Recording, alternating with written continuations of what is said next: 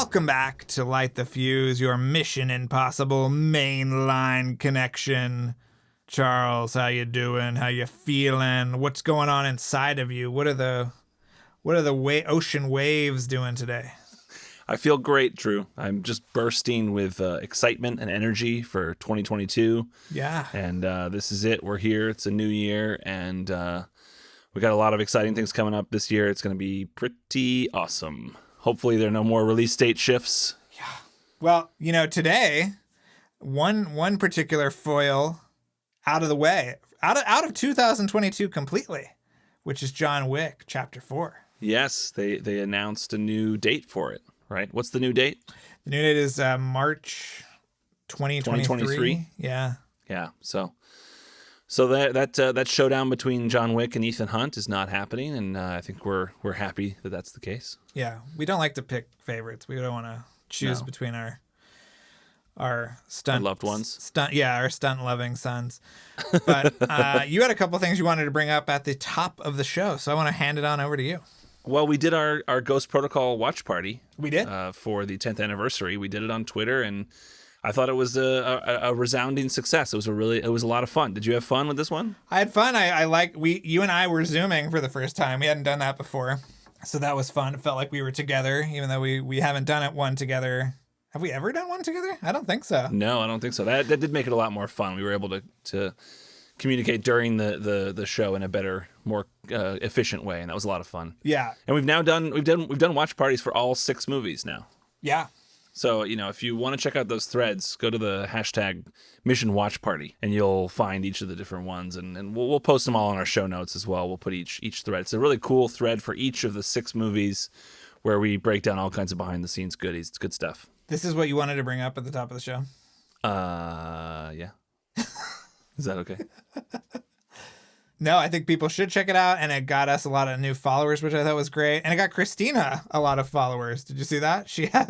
After that watch party, she had a lot of people following her, which I thought was... Oh, Christina, one of our Patreon followers. Yes. Yeah, that's awesome. Yeah. Good for Christina. Yeah, she had some great comments during it. We had a lot of our Patreon followers and other people were following along and making great comments, and it was a lot of fun.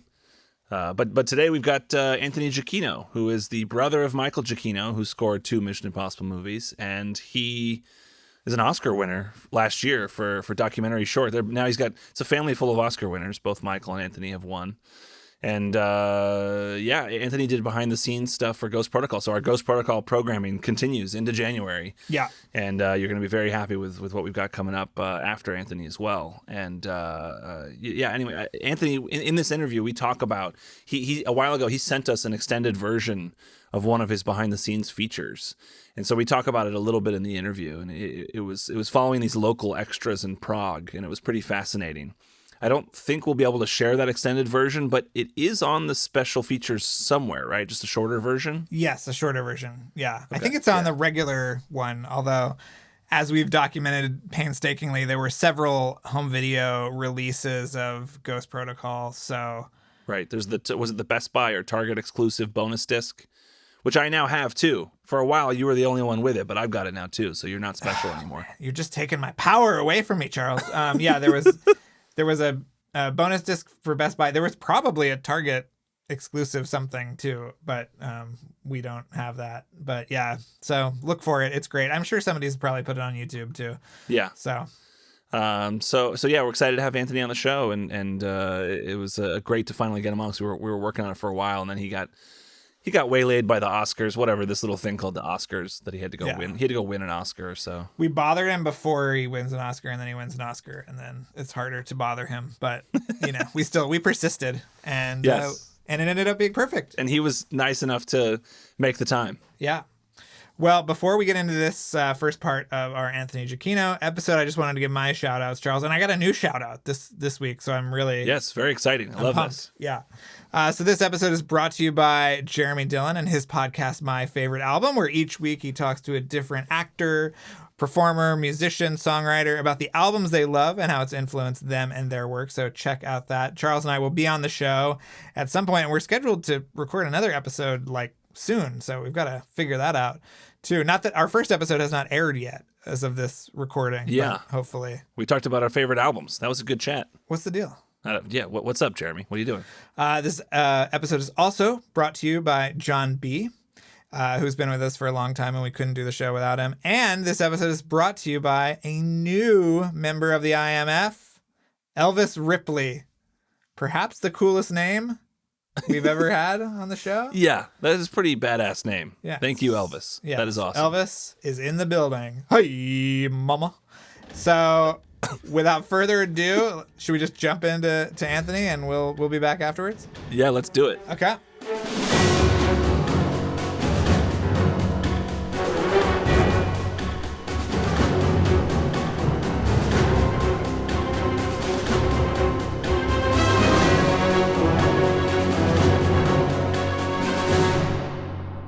We are so thrilled today to be joined by Anthony Giacchino, who's brother of previous guest Michael Giacchino, but a wonderful filmmaker in his own right.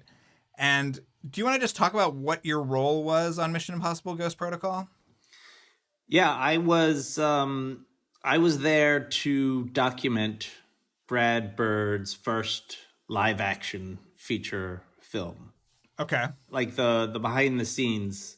I mean, it was a behind the scenes job, and it came about obviously through the connection with Michael, but it came about because I had done a film in 2007 called The Camden 28, and Brad had seen that film, and he really liked it, and once Brad was brought on board to do Mission Impossible Ghost Protocol, which I guess it wasn't called that at that point.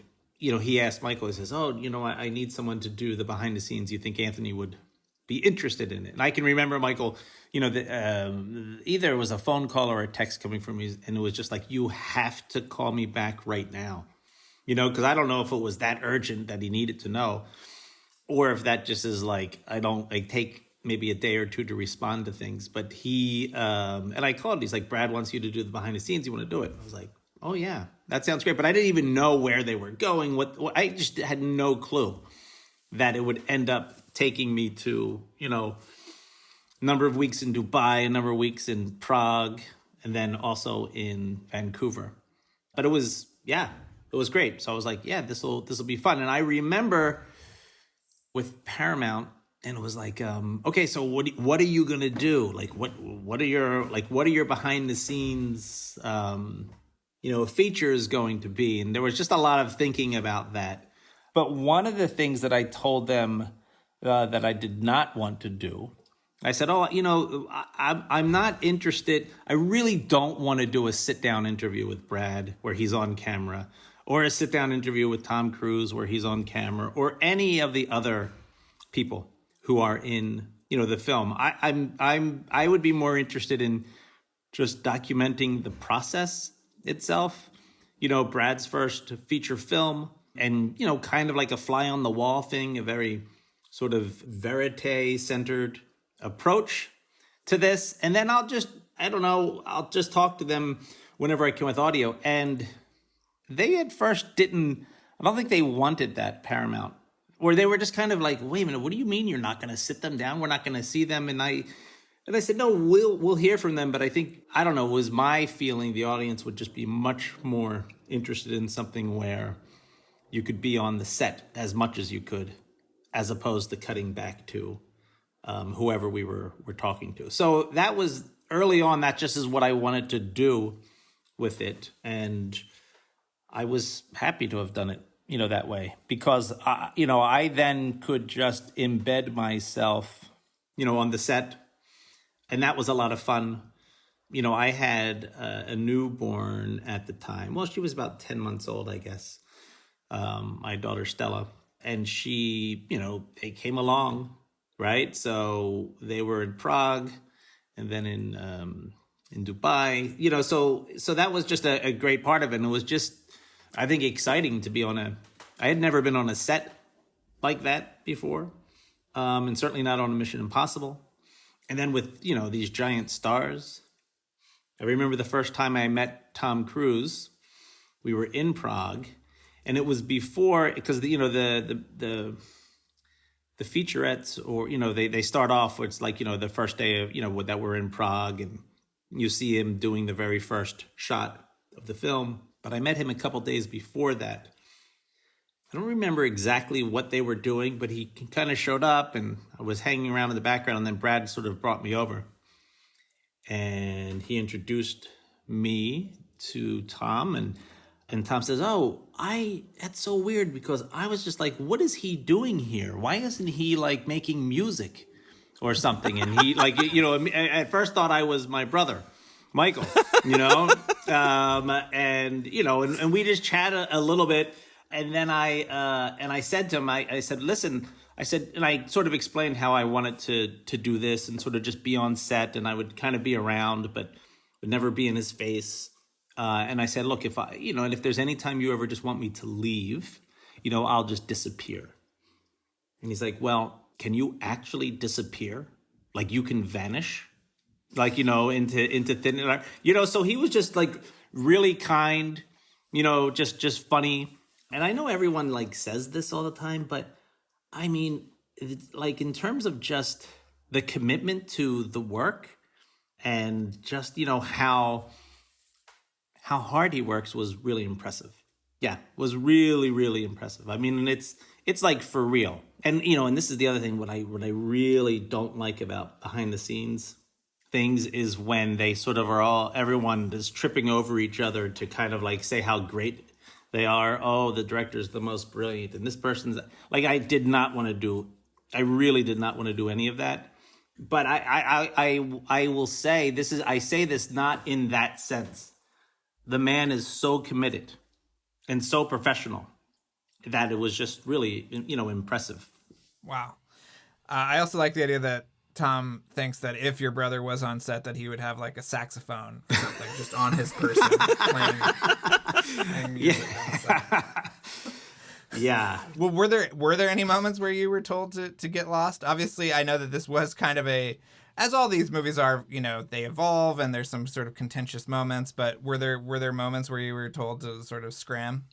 I don't know. I don't think so. There weren't. It was kind of like you could tell whether you should be around or not. And it had nothing about it, like, if something was sensitive, if they were talking about something. But if they just really needed to kind of concentrate on a stunt that they were doing, it was just kind of clear, like you knew whether you should be in there or not. Right. Kind of, you can kind of feel sort of like the intensity of people just kind of preparing and making sure it's safe, and people, are over there. That was not hard to determine. So I sort of, kind of kept myself, at bay when I knew it was like that. But, there was, those things like the prison thing. And I know I had sent you sort of an extended version of that a while ago. I mean, like those are long, long, long days, really long days, where I think I kind of like sometimes would get lost in forgetting how much material that I had captured.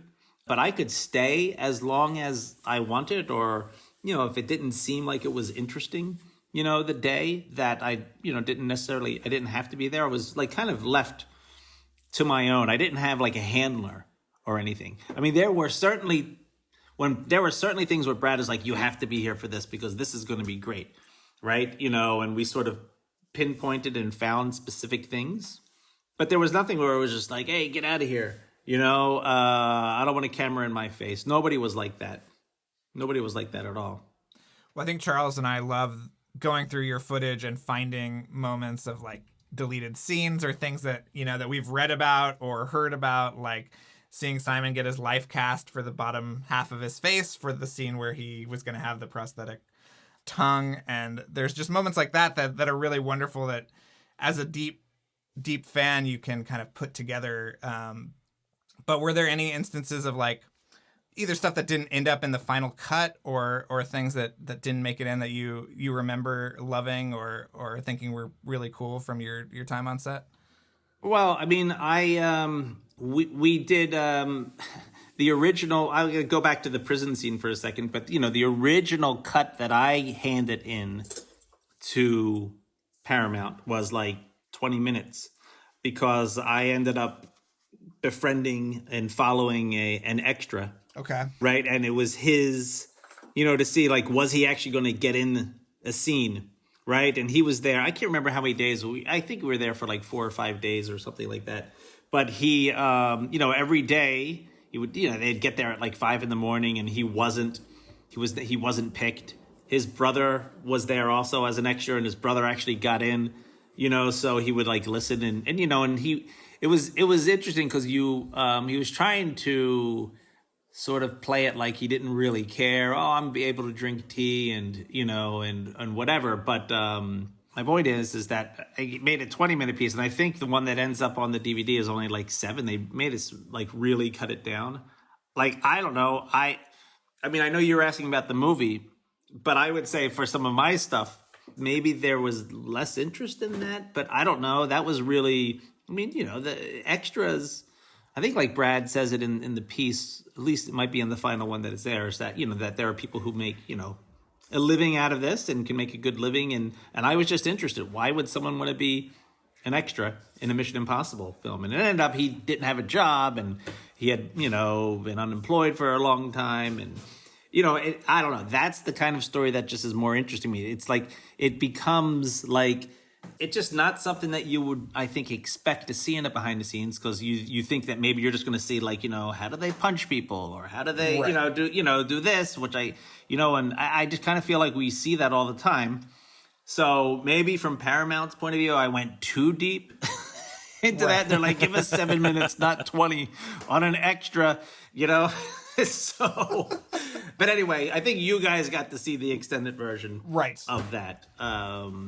Yeah, I mean, I don't know. That just is, it's sort of more where my interests are. But you did get amazing behind the scenes footage of Dubai, obviously, and what that.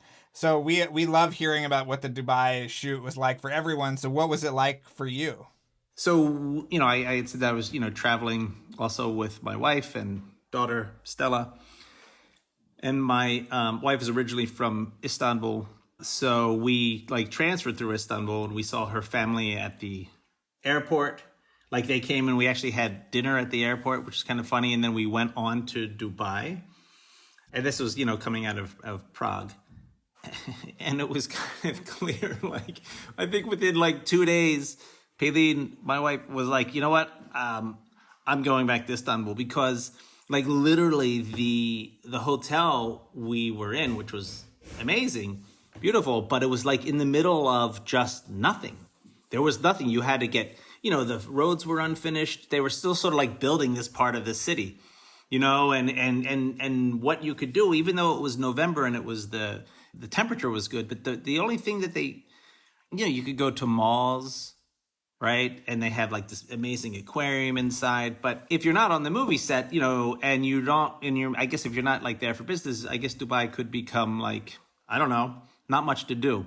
So she went back to Istanbul with Stella, and they stayed there while I continued the job in Dubai. And it was not long. I think it was maybe the second day that I went to the Burj for the first time. And yeah, it was pretty amazing, because it was unfinished at that time, right? I mean, people were obviously working in it, but they were still sort of, completing floors and stuff like that.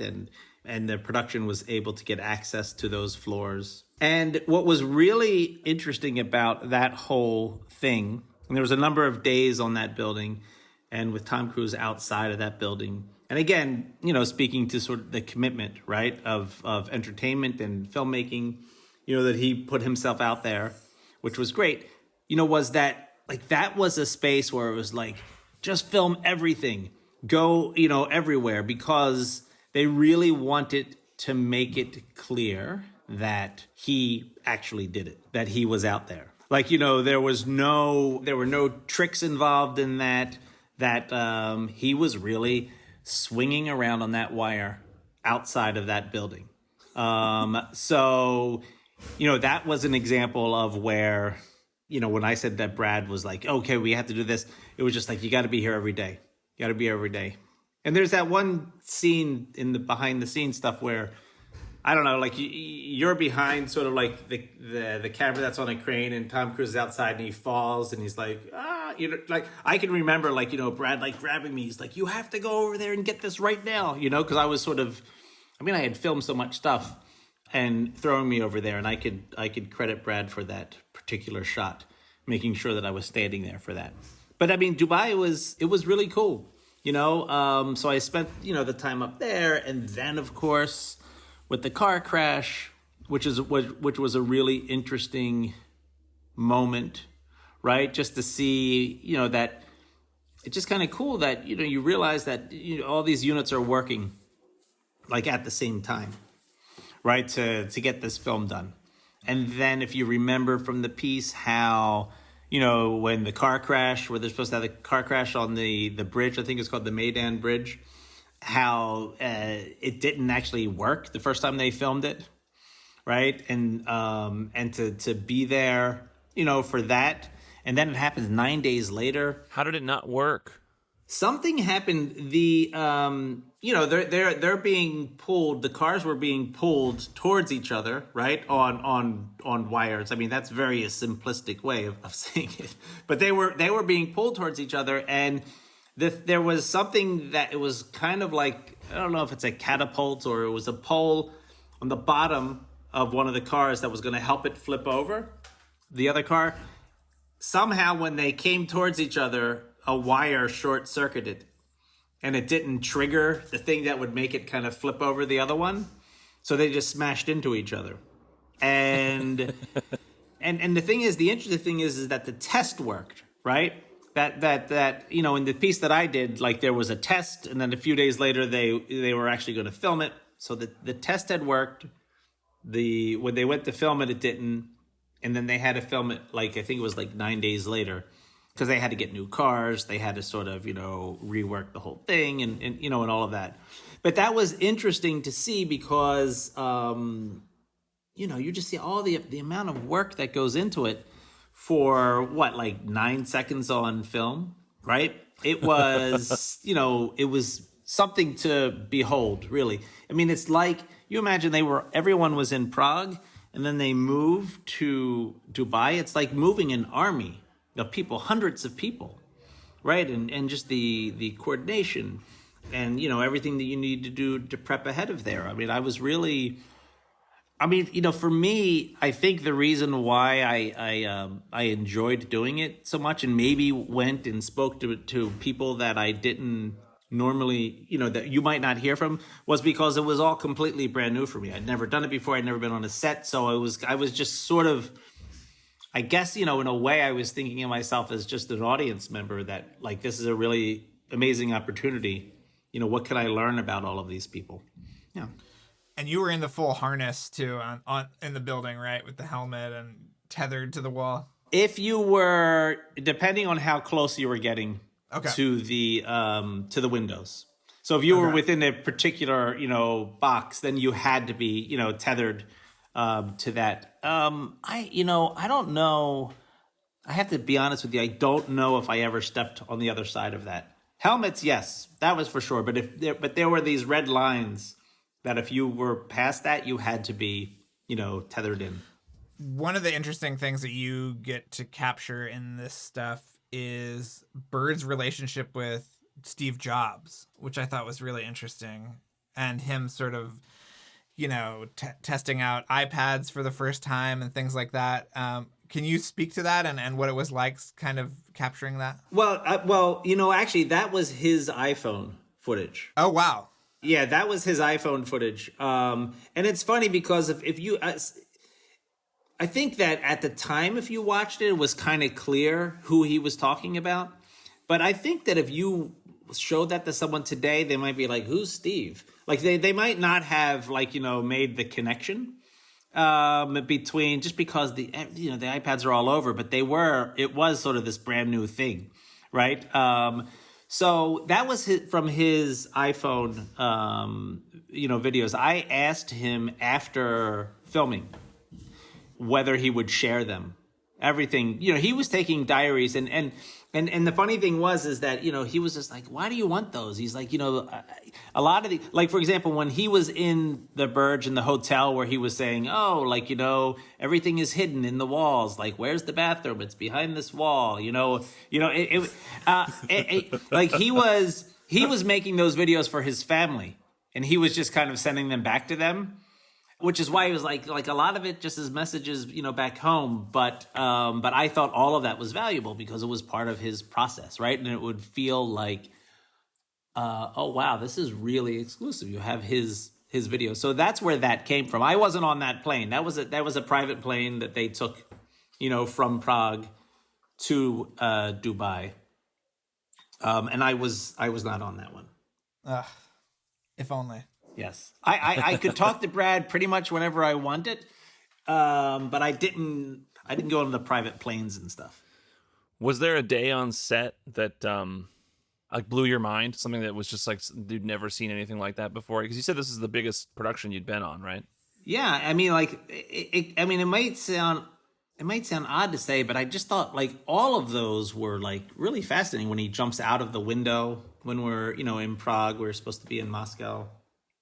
When he like breaks out of the the hospital, or where he was kept, just as I said, sort of the commitment to sort of the spectacle of it was so impressive. But I would have to say, obviously, the Burj Khalifa was the day, or actually it was several days, that was really interesting, right? That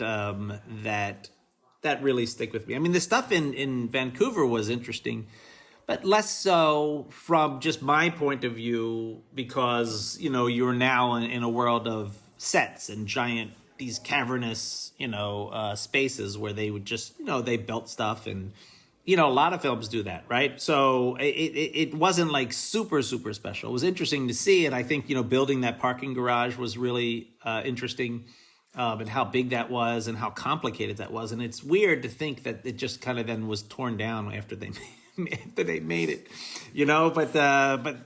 but it was.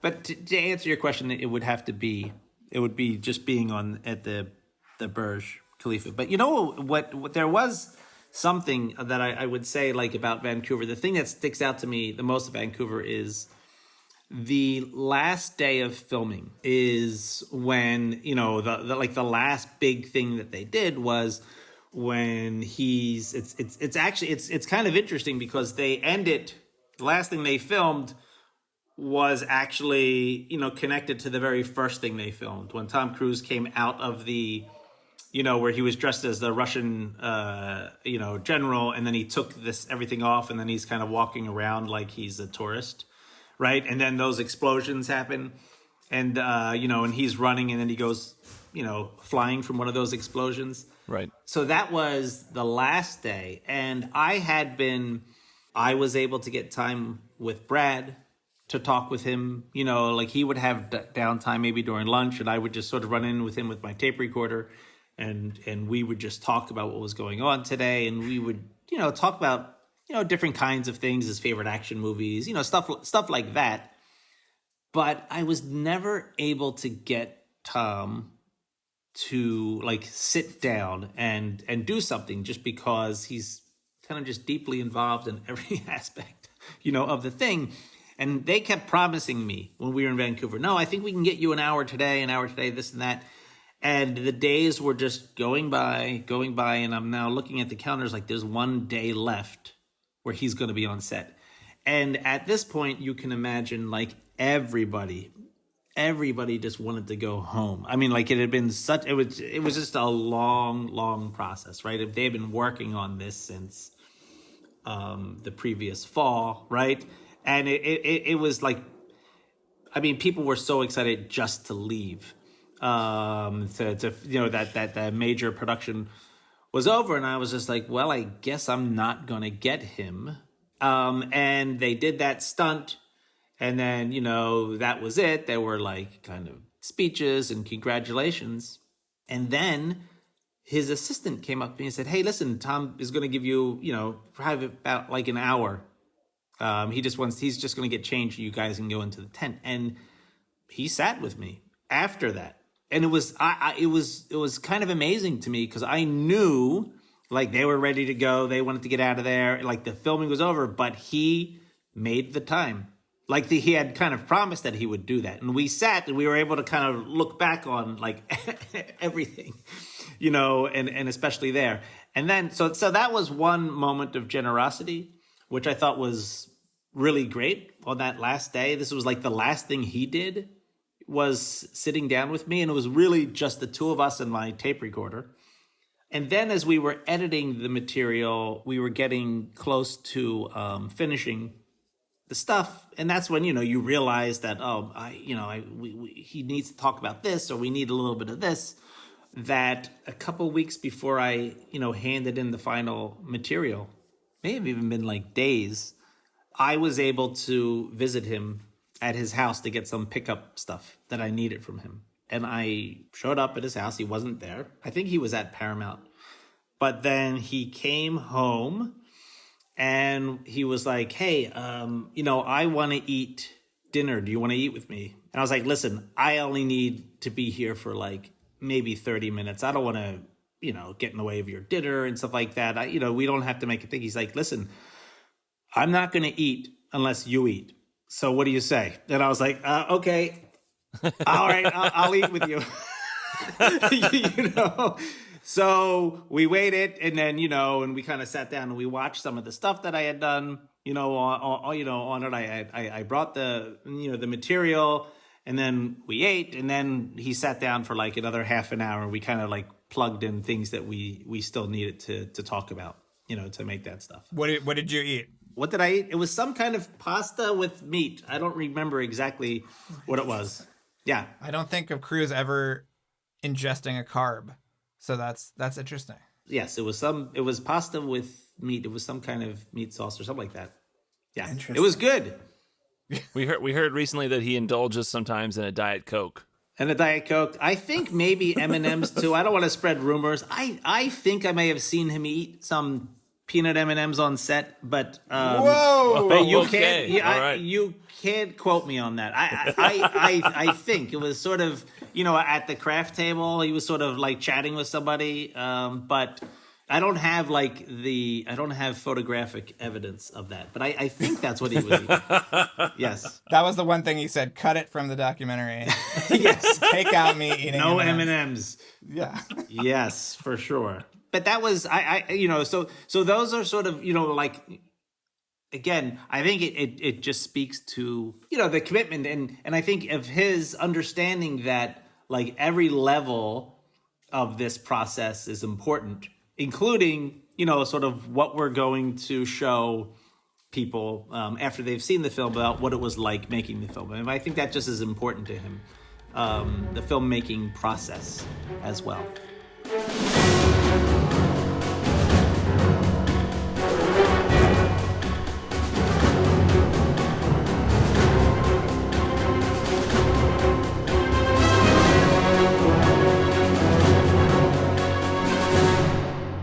And we're back.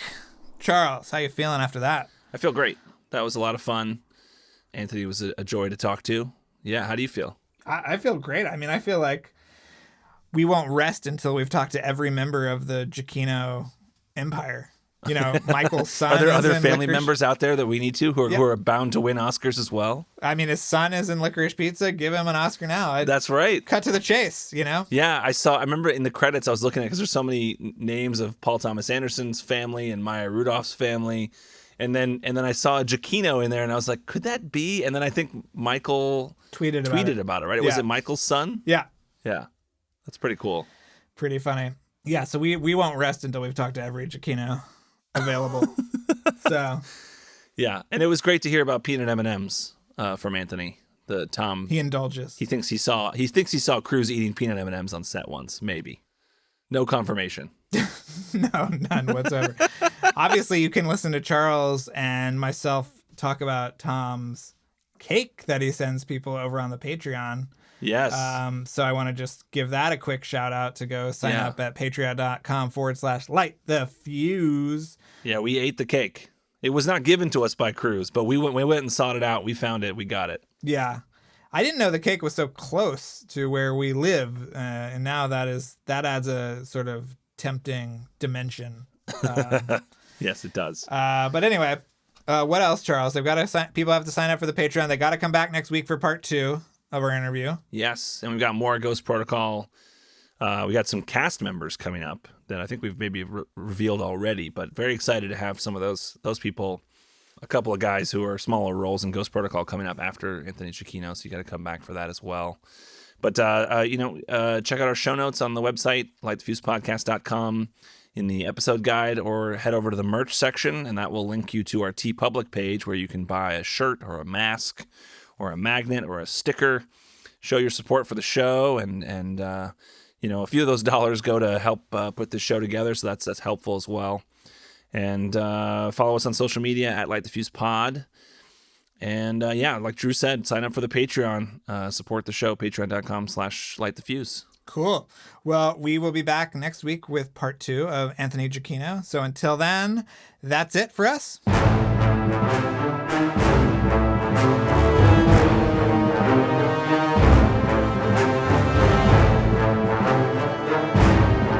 Thanks again for listening, everyone. Before we go, another mission, should you choose to accept it, please rate, review, and subscribe wherever you listen to podcasts. And remember that you can follow us on Twitter and Instagram at LightTheFusePod, and email us questions or comments at lightthefusepodcast@gmail.com. This message will self-destruct in 5 seconds.